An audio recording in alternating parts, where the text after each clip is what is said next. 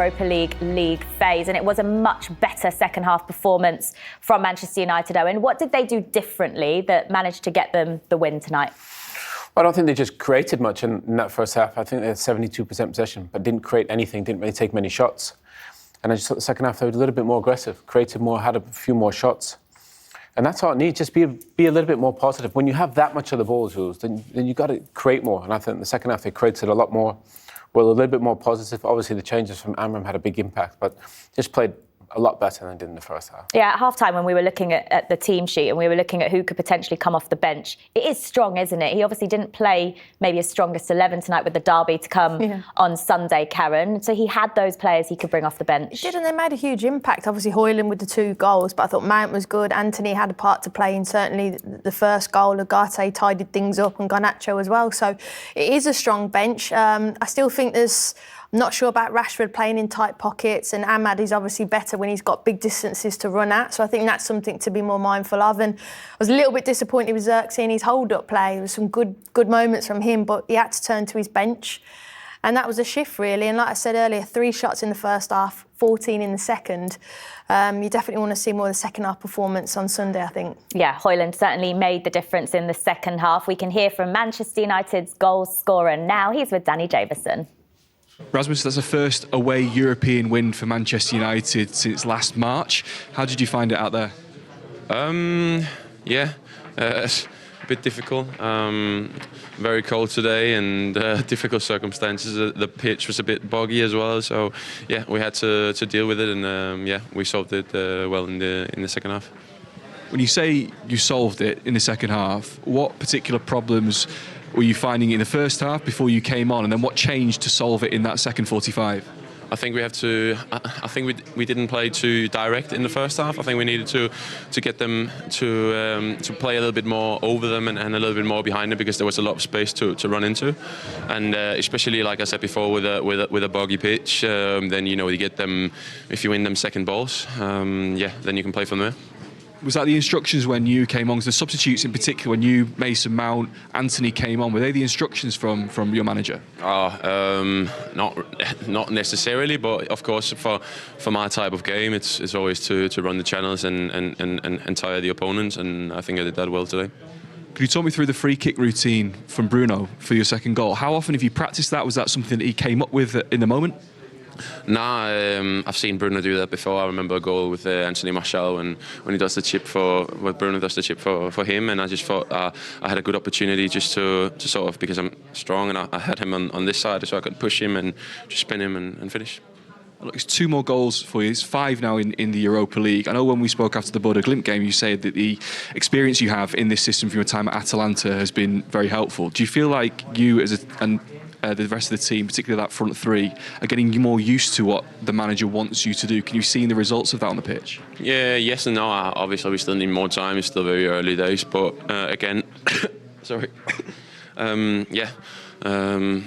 It's about getting the routines together, and I think it's getting under the skin now, but obviously it still needs a lot of practice and a lot of time. We don't have really a lot of sessions, so we sort of had to train it during the matches. I know it sounds a bit odd, but it's how you learn the best. So we're doing our best, and I think it's getting better and better. Well done tonight. Thank you. Thank you. I don't think it's odd at all, really, because we know that this is going to take time, isn't it? They're learning a new system under the new manager, and he's changing the players around so much whilst he's trying to figure out what his best 11 is. It's one thing we know, that Rasmus Hojlund is his best option as a striker down the middle. Oh, that's for sure. I think he probably knew that before as well, because I think also Gyökeres is a really similar profile, I think, to Hojlund in terms of physicality and size. He's a great athlete, Rasmus Hojlund, as well. So obviously there's things I think both of them can work on, him and Xerxes. But right now it's Hojlund, it's Ahmad, and it's Bruno. They're the ones creating the opportunities for Manchester United. Let's take a look back at the key moments in this game then. There weren't any in the first half, so let's skip straight to the second half and take a look at the opening goal from Plzen. Karen, what happens here? It's all Man United's doing, really. I mean, first of all, play positive with your throw-ins, play forward. Okay, you're trying to rebuild, so you throw it back. I think this is a slow balling to Onana, and then what he needs is he's actually saying, come to my feet. If I just set it onto you, you can bounce it out to the other side and we can get out because there's a full press on and they're funneling me into you. So just lend right side, you can bounce it out to Mazraoui there, but De Ligt's on his back foot, he doesn't want it, he's not ball playing, he's got his back to goal, and then all of a sudden you're thinking error, and there's Whose fault is that though then? Well, it's both of theirs because De Ligt doesn't really want it, that's why he goes back, but he's got to go to the ball so they can get it out wide to Mazraoui. In the end, Onana plays a poor ball and he's not in his goal. But Amorim wants his centre-backs to go in there to receive the ball. De Ligt's not comfortable to receive that ball in the half-turn, so obviously Onana plays a poor ball. But also De Ligt, I'm not sure really wants it. Amorim wants him in there. I'm not sure De Ligt wants to be there on the half-turn. It's a difficult position for a centre-back to be in. I'm looking at that though, and I'm thinking that pass is never on with that many players around. but De Ligt. But if the manager tells you to play it, you're gonna do what the manager says, aren't you? You do that in training all the time. It's a little simple, safe-sided pass and you bounce out. But it is a case of maybe knowing your centre-back and just going, I'm just going to go long. But Onana's one of the best ball-playing goalkeepers. He's better with his feet than some of the centre-backs Man United, being brutally honest. So he wants to play that and the manager wants him to. It's literally a safe pass out the other side, but it didn't work. He's just got to go long. This almost woke Manchester United up, didn't it? And with the substitutes that Ruben Amorim made, Rasmus Hojlund came onto the pitch in this second half and not too long after he got the equaliser. Yeah, I think Rasmus Hojlund came on at 56 minutes and had a huge impact. Anthony was another one of those as well that came on. I love this. What a little nutmeg from Ahmad. He's brilliant. Is that an assist? I think it's half an assist, really. I'd take that as an assist. But it's a really good link-up play. Ahmad, he's so creative, he's so clever in there. And Hojlund, look, he's fortunate, it just falls to him. But it's the impact of the players coming on. And Ahmad, just getting the ball in those areas, Karen, he's going to affect the game. That's why I didn't particularly suit him in the first half when he's got his kind of back to play in tighter areas, in there where he's higher up. And then this is the effect of the goal that Hojlund was on about there. He's pinning the defender. And it's a great finish because the pass into him isn't great, is it, Owen? It's a bit bobbly, but... Probably, but the pitch didn't look great. But just, again, it's not the man, that's players' awareness, making decisions. There's a lot of players at the back post. Hojlund's got really the defender pinned. Great awareness from Bruno. You know, his football intelligence, even against Force, he scored when he created one. He's the guy that has to make decisions on the pitch, and he did it in such a crucial moment. That was absolutely essential. Yeah, Karen, you were just trying to explain about Ahmad there. Why didn't we see more of that in the first half? I think he mentioned it was too slow in the first half, and so you're getting set positions there. You have to break them down a little bit more. Second half is more transitional. They've got more space, and he's higher up and he's facing forward, dribbling. Like, I think that's maybe sometimes why we might see him as a wing back, because he's facing forward. He can run into spaces. As number 10, when you're tight, it's a different profile of player. He's at his best, like he did for the first goal, where he can jinx past players and put crosses into the box. It's a good point, Very Ken. different. I'm not sure Marcus or Garnacho, or they suit kind of, they're receiving the ball with the defender behind them and they're facing their own goal. Actually, they're used to being out wide where they can see everything. So this system, in a way, the way the 10s are featuring probably suits maybe more like a Mount and in a Bruno, where they can kind of, you know, Marcus, they can maybe stay wide and they can see things a little bit easier. OK, well, let's get the reaction now from the Manchester United captain. Bruno Fernandes is talking to Danny. Bruno, it's a European win this evening. Performance-wise, what did you make of that from Manchester United? No, it was a good performance overall. Obviously, I think in the final third we could have kept the ball a little bit more. We needed the man marking from them was difficult to get away. So sometimes it was just more a pass and run. Try to find the gaps to run in behind them. Try to hold the ball up front and then make front row support. I think in the first half we did it a little bit better. In the second half we let the game go a little bit more the way they wanted, a more transition game. But then we dealt with that, and at the end we got to win.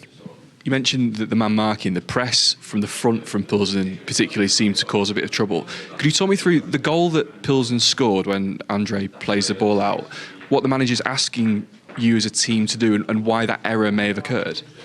No, obviously we want to play from the back, and then everyone knows we have to make the decision that is the right one. Andre thought that Mata could get on the ball. He missed the pass. They scored a goal, but nothing. That's nothing that we have to focus about, because you have to focus about like what's the best solution that we can do it in the future. But it's not about Andre making the mistake. We don't look at individuals here. When something happen in the wrong side or on the good side is for all the players that are involved, and we have huge belief in Andre. So I won't say that Andre knows that he made a mistake because it's a clever guy. So we don't need to tell him, and he's gonna help us many times coming out from the back. So we trust his qualities on the ball. So they made a good pressure. They got the goal, but then the most important thing, we had the resilience and the fighting spirit to come back. Is that just like an example of, as a squad, you're getting used to a new style of play, so maybe getting used to those kind of situations? Is it taking a little bit of time to do it automatically, I guess? No. This is something that we've been doing for a long time, and we know when Andre plays or Altai plays, or even Tom, we know they are goalkeepers good on the ball and they can play. They can do these triangles. So it's something that we normally do. Today didn't work in that one, but in many other occasions works. In the first half we did it many times, and they couldn't get near to our players and to Andre neither. So we trust Andre to keep doing the things he thinks is the best one. Obviously, as I said, it's a mistake, part of football. If mistakes don't happen, goals don't happen.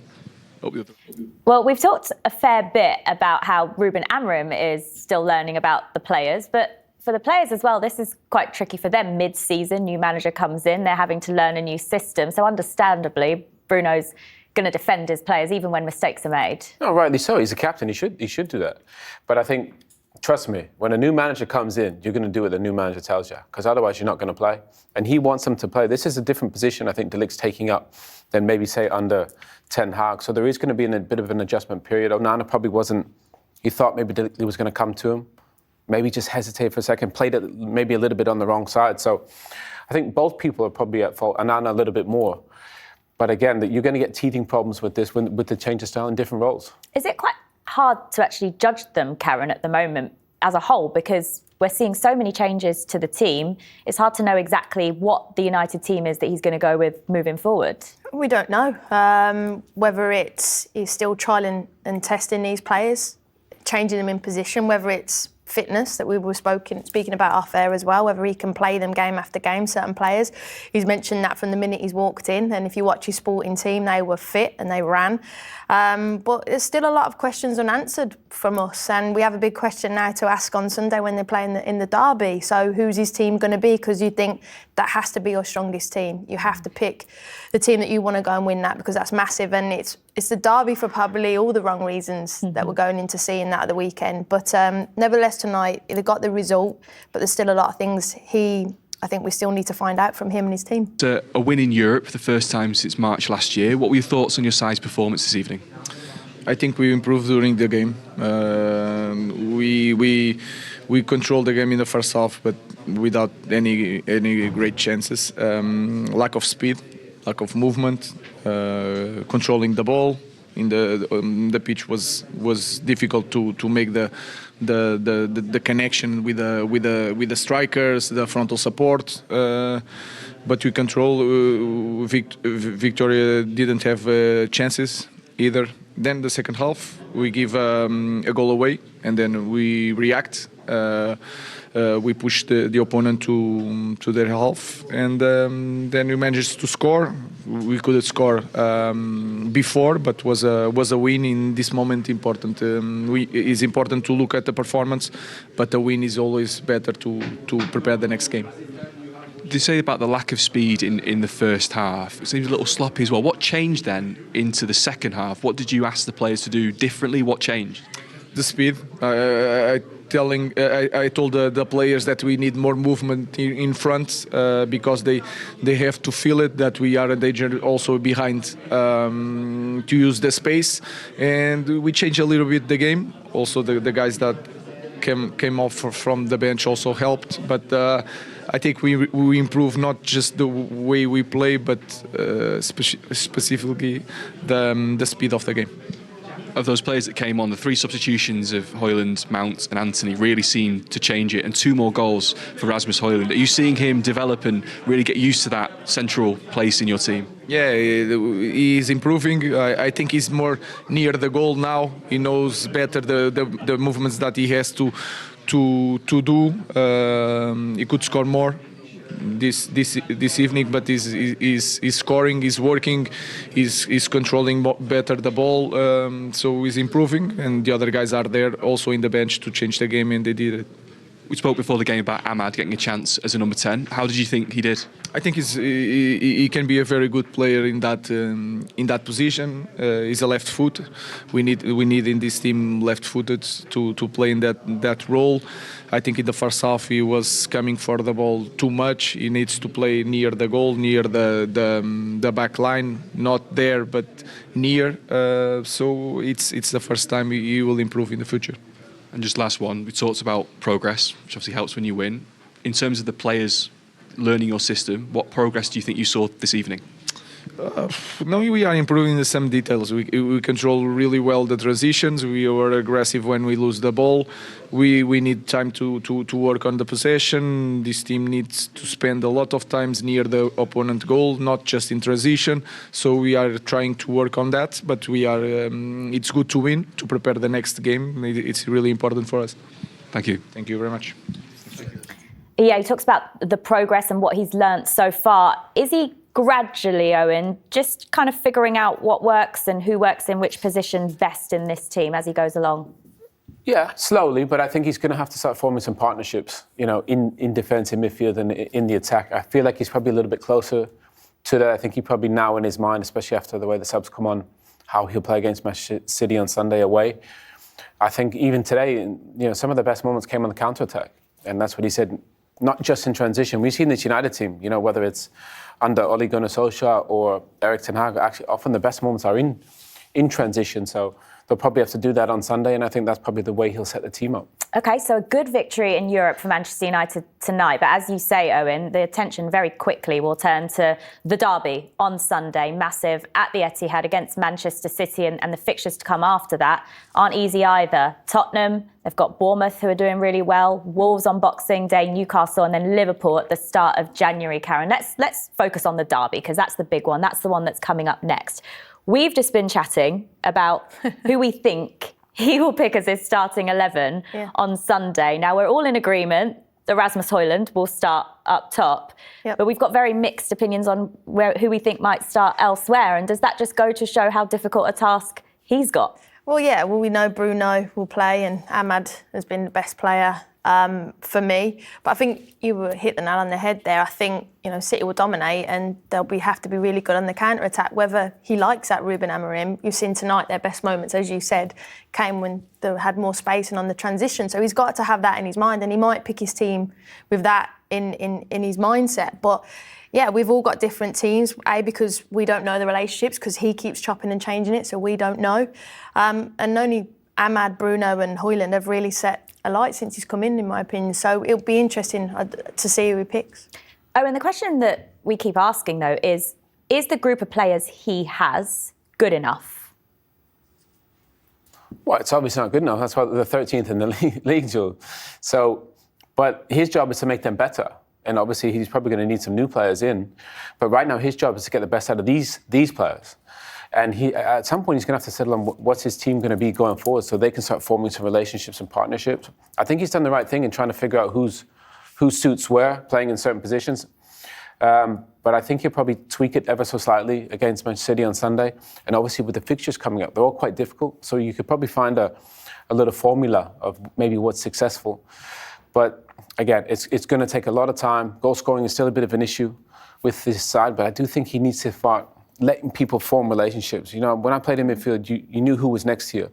Rio Ferdinand, Nemanja Vidic. You think about Gary Neville and David Beckham on the right-hand side. You knew who was going to play. I think right now you watch United and you don't know who's going to play. I think for sure Hojlund's going to play. Bruno will play. Amad will play. Mazraoui's been terrific, but does maybe Euro come into the side? Does maybe Maguire play? So there's options because the bench is really strong.